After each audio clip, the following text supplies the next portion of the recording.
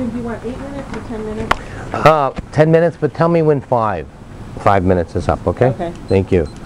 Good morning, everyone. I'm going to take 5 minutes to talk a little bit about what relationship coaching is by using 5 tenets that I've passed out to you. I'm going to take the second 5 minutes and walk you through a simple exercise that I use with a lot of couples and individuals in relation to their intimacy and building positivity in their relationship. So relationship coaching is a lot like family therapy, and for most of you don't know about the family therapy field, but there's probably 10 or more models just in that field about how to do family therapy. Relationship coaching takes what I think the best of those models as well as the best of many fields and brings them together to help couples to reach their goals, to have a conscious, intentional relationship. So some of the tenets are, everyone is right, at least partly. A lot of times during couples work or family work, there's blame. Someone needs to be the blame, and someone needs to be at fault, and someone needs to be wrong, and someone needs to be right. Well, everything that everyone says in that session has some degree of right, and we look at it as this is important. Even if it doesn't make sense to everyone else, this is true for the person. Another tenet is conscious intention. You all have heard me talk about conscious intention a lot. You get to choose all the time what you do. So when you think about the most important relationship in your life, what do you want? What kind of daily life do you want to have? What kind of free time do you want to use together? How much time do you want to use for intimacy, for family, for fun, for creating things? You get to decide, and your partner. Awareness. When I work with couples, one of the biggest things that shows up over and over again is how unaware they are of the patterns that are going on. Now, some of you may have gotten into an argument with your spouse. Remember, suddenly you're talking, and then the next thing you know, you're at each other's throat. It's triggers, it's things that come up where we get caught up in them, and people don't even realize they're happening. So part of what happens in the coaching session is, did you notice what you said and the impact it had on the other person? Did you notice your response and how that impacted the other person? Just bringing to awareness the small interactions that go on that sometimes go, oh, there they go again. You ever see a couple and they'll be talking and the one will say, oh, there you go. And the person who was told that goes, oh, you always say that. I can't believe you're telling me that. And on. And it may have even happened in your family. They're not even aware most of the time that that's going on, and suddenly they're caught in it.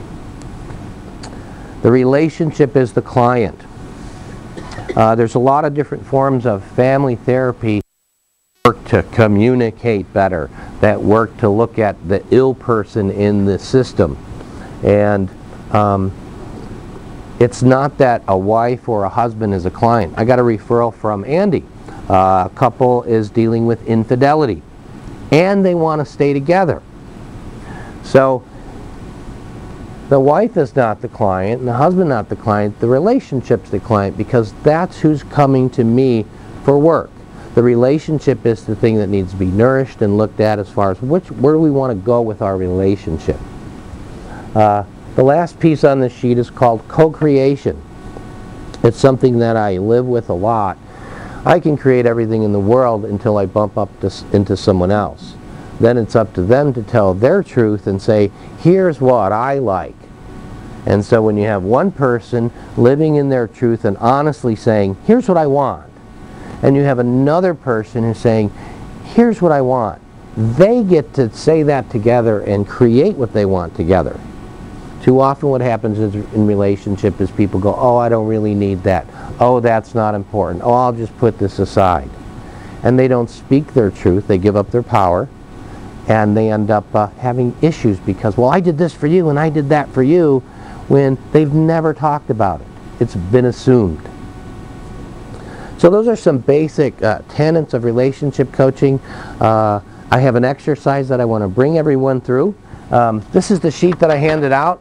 If you turn it over, I'm going to ask you 5 or 6 questions. And this is something where you can't cheat from your neighbor because it's yours. And it's private, so I'm not going to ask you to share it. Thank you. So I want you to think of your spouse, your loved one, or someone in your life that you have a relationship with that you want a more positive relationship with.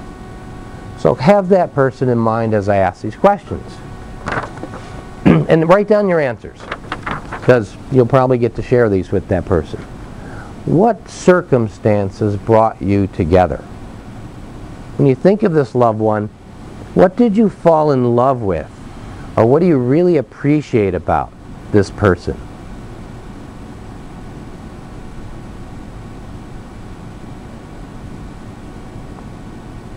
You might think of a very early, powerful experience.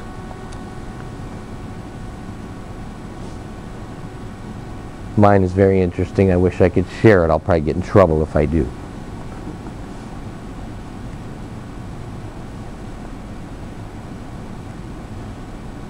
So the next question is, what do you love, admire, and appreciate about this other person right now?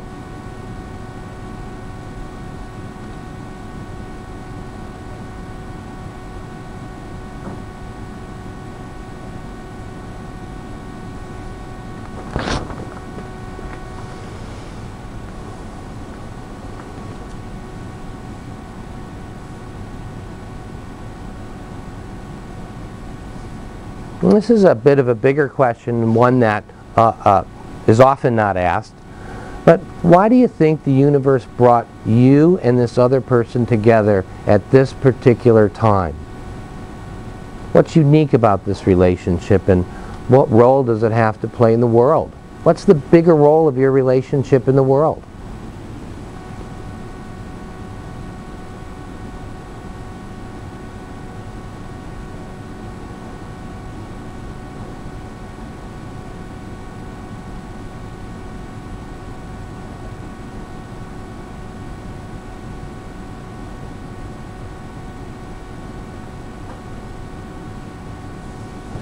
Just a couple more questions and we'll be done. Here's one. If you were to boil down all that you have written down in essence, in a metaphor or a name or a symbol that would best characterize what you wrote, what is the essence of what you wrote about what you love about this person? When I say essence, it's really a summary. It's like a symbol. It could be a heart. It could be anything. It could be a word.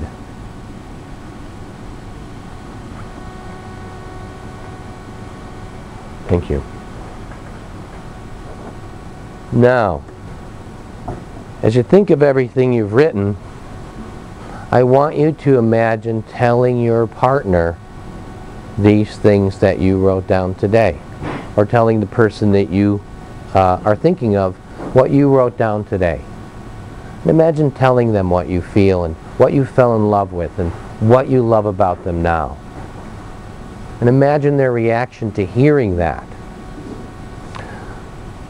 This exercise is called Increasing Positivity in Your Relationship, and I want to encourage all of you to go home or call your partner, the person, and say, you know, we did this really great exercise and I want to share with you how much you really mean to me.